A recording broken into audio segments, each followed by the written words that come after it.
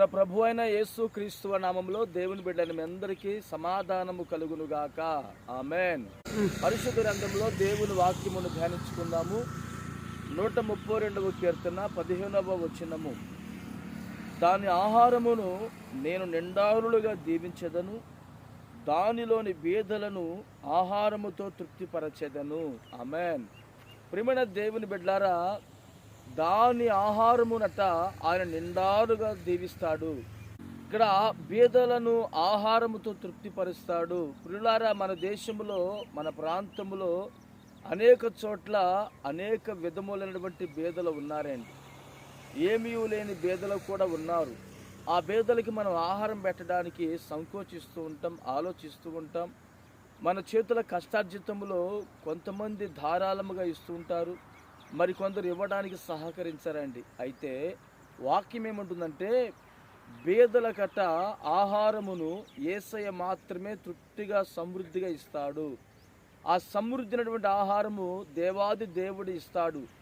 బీదలను చాలామంది కనికరించారండి. ఆ కనికరించినప్పుడు ఏమవుతుందంటే, ఆ బీదలట ప్రభువైపు వారు చేతులు ఎత్తినప్పుడు, దేవా మాకు సహాయము దయచేయమని అడిగినప్పుడు యేసయ్యట వారు తృప్తిపరచబడేదముగా వారికి సమృద్ధిగా ఆహారాన్ని ఇస్తాడు. దేవుని స్తోత్రం. వాక్యం ఏముంటుందంటే, దాని ఆహారము. దేని ఆహారం అంటే, ఎవరైతే పేదల కొరకు ఆహారాన్ని సిద్ధపరుస్తారో, పేదల కొరకు కష్టార్జితాన్ని సిద్ధపరుస్తారో, వారి ఆహారాన్ని, వారి కష్టార్జితాన్నట ఆయన నిండారులుగా దీవిస్తాడు. ఈ రోజున నీవు పేదలకు కనికరించే వ్యక్తిగా నీవు నిలబడు. నా ప్రభు యేసు క్రీస్తు వారు నీ కష్టార్జితాన్ని ఆశీర్వదిస్తాడు, నీ ఆహారాన్ని సమృద్ధిగా దీవిస్తాడు. మీలో బీదలు అనేవారు కనబడరు.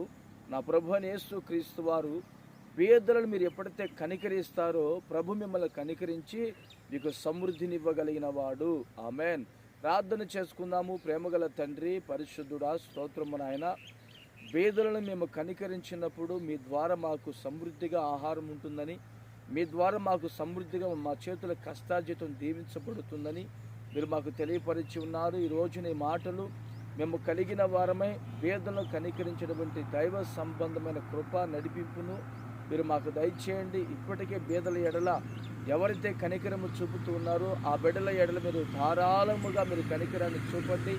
వారి చేతుల కష్టార్జితాన్ని మీరు దీవించి మహిమ పొందుకోమని యేసు నామమున ప్రార్థిస్తున్నాను తండ్రి. ఆమేన్.